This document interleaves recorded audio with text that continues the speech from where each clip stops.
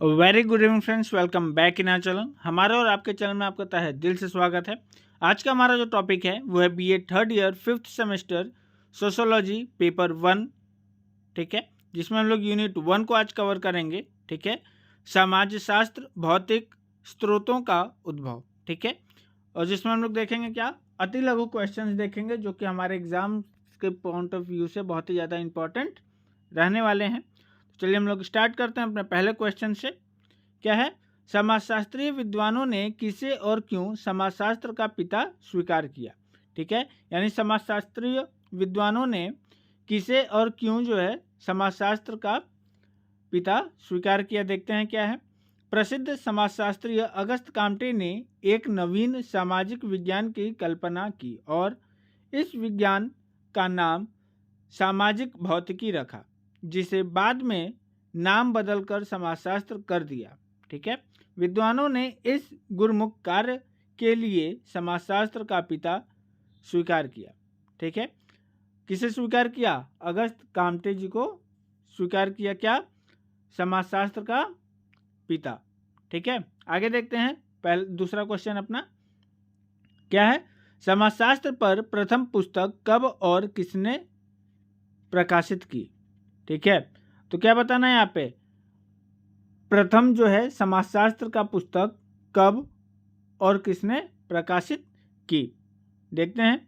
19वीं शताब्दी के उत्तरार्ध में सन 1873 में सर्वप्रथम इंग्लैंड में हर्बर्ट स्पेंसर ने समाजशास्त्र पर प्रथम पुस्तक प्रकाशित की, ठीक है। कब हुआ था? 19वीं शताब्दी के उत्तरार्ध में सन 1873 में, ठीक है। किसने किया था? हर्बर्ट स्पेंसर ने किया था, ठीक है। आगे देखते हैं अपना तीसरा क्वेश्चन। समाजशास्त्र को प्राय अमेरिकन विज्ञान क्यों कहा जाता है, ठीक। आंसर देखते हैं।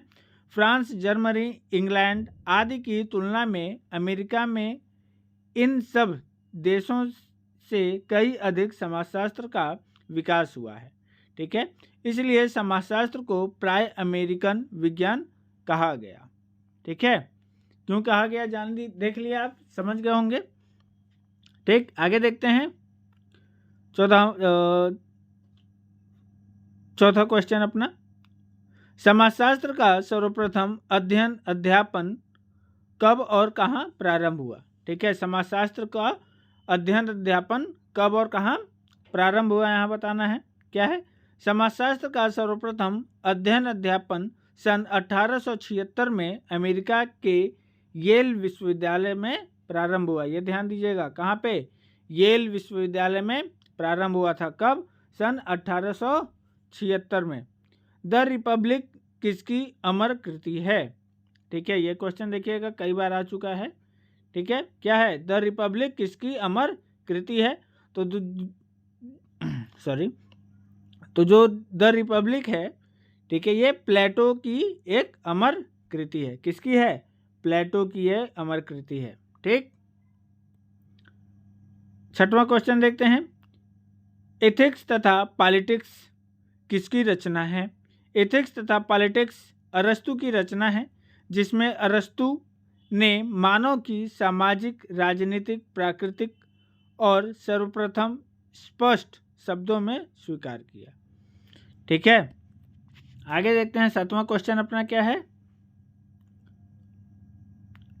समाजशास्त्र को सामूहिक प्रतिनिधित्व का विज्ञान किसने कहा है, ठीक है। समाजशास्त्र को जो है सामूहिक प्रतिनिधित्व का विज्ञान किसने कहा है, बताना है हमें यहाँ पे। तो आंसर क्या है? किसने कहा? दुर्खिम ने समाजशास्त्र को सामूहिक प्रतिनिधित्व का विज्ञान कहा है। किसने कहा? दुर्खिम ने कहा, ठीक है। क्या कहा?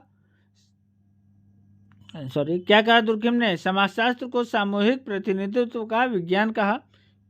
क्यों? सामूहिक प्रतिनिधित्व से सामाजिक प्रतीक है जो समाज के अधिकतर लोगों के द्वारा नियंत्रण होते हैं, ठीक है। आठवां क्वेश्चन देखते हैं अपना क्या है।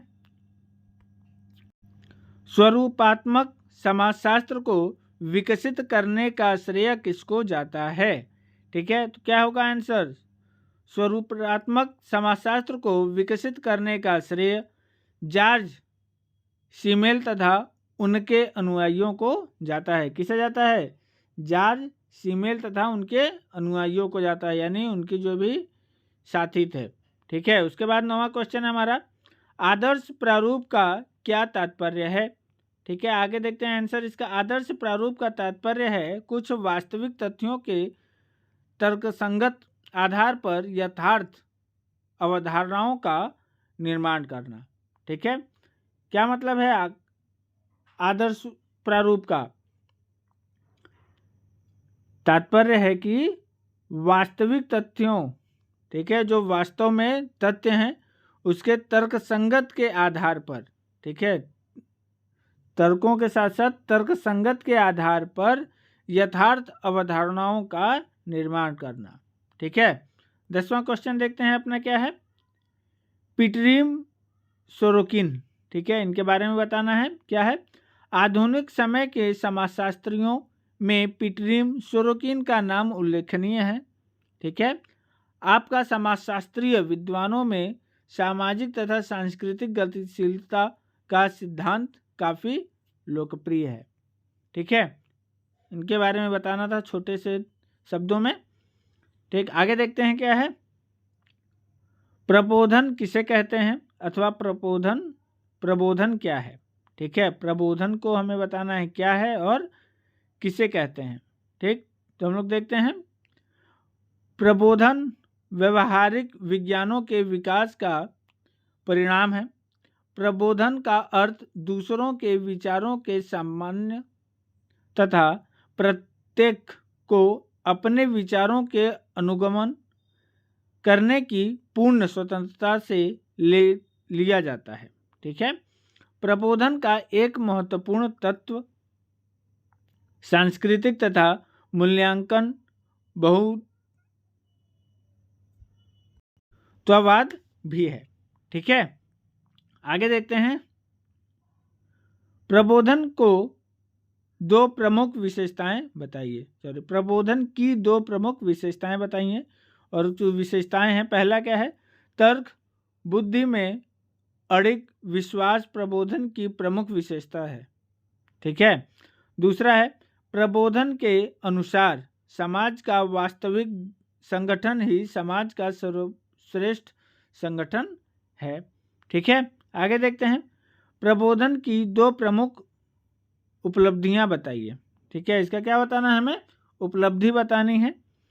पहला क्या है, प्रभुत्व विचारों के प्रयास से धार्मिक अविश्वासों, कुरीतियों और रूढ़ियों की समाप्ति हुई है तथा उदारवादी एवं मानवतावादी संघर्ष और विचारों की स्थापना हुई। ठीक है, दूसरा क्या है, प्रबोधन से वैज्ञानिक प्रगति का मार्ग प्रशस्त हुआ। ठीक है, आगे देखते हैं, प्रबोधन का विचार तथा तर्क पर कोई दो प्रभाव बताइए। ठीक है, हमें क्या बताना है, प्रबोधन का प्रभाव बताना है, कितना, कोई दो। देखते हैं हम लोग, पहला क्या है, मनुष्य अंतर्राष्ट्रीयता के मार्ग पर बड़ी तेजी के साथ अग्रसर होने लगा है और ऐक्य की भावना अब केवल राष्ट्र तक सीमित न रहकर उससे आगे भी बढ़ने लगी। ठीक, दूसरा क्या है, प्रबोधन के कारण धर्म मनुष्यों में ऐक्य भावना को विकसित करने में बहुत सहायता मिली। ठीक है, आगे देखते हैं, मनुष्य के विचार एवं तर्क को प्रभावित करने वाले तत्वों के नाम लिखिए। ठीक है, मनुष्य के विचार एवं तर्क को प्रभावित करने वाले हमें क्या बताना है, यहाँ पे उसके तत्वों के नाम को बताना है। तो आंसर देखते हैं, मनुष्य के विचार एवं तर्क को प्रभावित करने वाले तत्व जो हैं कौन कौन से हैं। पहला है भौगोलिक तत्व, दूसरा है आर्थिक तत्व, तीसरा संचार क्रांति, चौथा राष्ट्रीय भावना, पांचवा धर्म की भूमिका और छठवां औद्योगिक क्रांति।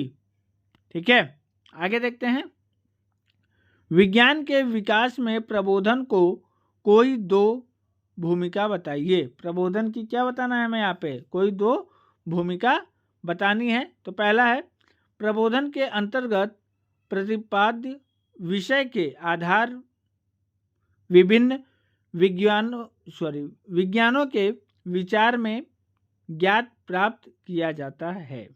ठीक है। दूसरा है, मनुष्य को प्रतिपाद्य विषय बनाकर अनेक विज्ञानों का विकास हुआ है। ठीक है। जैसे मनोविज्ञान में मानव मन का, शरीर विज्ञान में मानव शरीर का अध्ययन किया जाता है। ठीक है। क्या है, जैसे जो है मनोविज्ञान में जो है किसका अध्ययन किया जाता है, मानव के मन का किया जाता है। ठीक है। उसी तरह शरीर विज्ञान में जो है मानव के शरीर का अध्ययन किया जाता है। ठीक है। आगे देखते हैं क्या है, फ्रांस में सर्वप्रथम क्रांति कब हुई थी। ठीक है। फ्रांस में जो सर्वप्रथम क्रांति हुई थी वो 1789 में हुई थी। कब हुई थी, 1789 में हुई थी। उसके बाद क्या है, फ्रांस की क्रांति के 4 राजनीतिक कारण लिखिए। ठीक है। जो वहाँ पे क्रांति हुई थी 1789 में, उसके 4 कारण बताने हैं। तो पहला है राजा की निरंकुशता, दूसरा है राज दरबार का अपव्यय, तीसरा है करो या भार, और चौथा है अयोग्य राजा।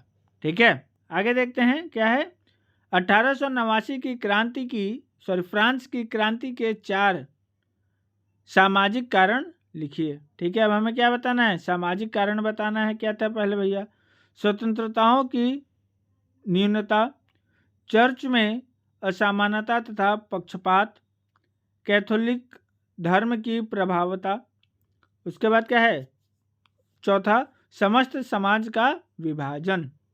ठीक।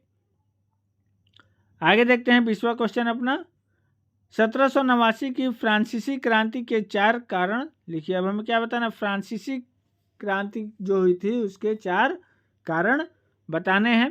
पहला है युद्धों पर अपव्यय, दूसरा है दूषित का व्यवस्था, तीसरा है राज दरबार पर अपव्यय, चौथा है फ्रांस पर भारी राष्ट्रीय ऋण। ठीक है। फ्रांस पर जो था भारी ऋण भी थी। ठीक है। उसके बाद देखते हैं 21वां क्वेश्चन, मेरी एंतोइनेट कौन थी। मेरी एंतोइनेट फ्रांस के राजा लुई 16वें की पत्नी थी। ठीक है। किसकी पत्नी थी, लुई 16वें की पत्नी थी, जिनकी फ्रांसीसी क्रांति में महत्वपूर्ण भूमिका भी थी। उनका राजशाही खर्च बहुत अधिक था, जिसके कारण जनता असंतुष्ट थी। ठीक है। उनका जो था राजशाही जो खर्च थी वो भी बहुत ज़्यादा थी, जिसके वजह से जो जनता थी वहाँ की फ्रांस की, वो उनसे असंतुष्ट थी। ठीक है। आगे देखते हैं, 1789 की क्रांति के समय विकास शासन था, किसका शासन था, तो 1889 की क्रांति के समय लुई 16वें का शासन था। ठीक है। उसके बाद फ्रांसीसी क्रांति में किन दार्शनिकों का महत्वपूर्ण योगदान था, तो किसका था, माल्टेस्क्यू तथा वॉल्टेयर का प्रमुख योगदान था। ठीक है। आगे देखते हैं, 1789 की फ्रांसीसी क्रांति के 4 महत्व बताइए। तो 4 महत्व कौन कौन से थे, राष्ट्रीयता की भावना का जन्म, ठीक है, लोकतांत्रिक पद्धति का जन्म, उसके बाद मानव अधिकार के प्रति जागरूकता, और चौथा और सबसे ज़्यादा महत्वपूर्ण बौद्धिक विकास। ठीक है। आगे देखते हैं, 1889 की फ्रांस की राज्य क्रांति के 4 परिणाम लिखिए। ठीक है। हमें क्या बताना है, 4 परिणाम बताने हैं। ठीक है। समानता की भावना का उद्देश्य, ठीक है, स्वतंत्रता की भावना का उद्देश्य, राष्ट्रीयता का प्रसार, और उसके बाद समाजवाद का प्रसार। ठीक है, आगे देखते हैं। तो स्टूडेंट्स आज के लिए इतना ही, हम लोग मिलेंगे अपने नेक्स्ट वीडियो में। Till then take care, thank you. और जो भी बच्चे हमारे चैनल पर नए हैं, एक बार ज़रूर से चैनल को सब्सक्राइब कर देंगे ताकि आप लोगों की एग्ज़ाम्स की तैयारी अच्छे से हो सके। Till then take care, thank you.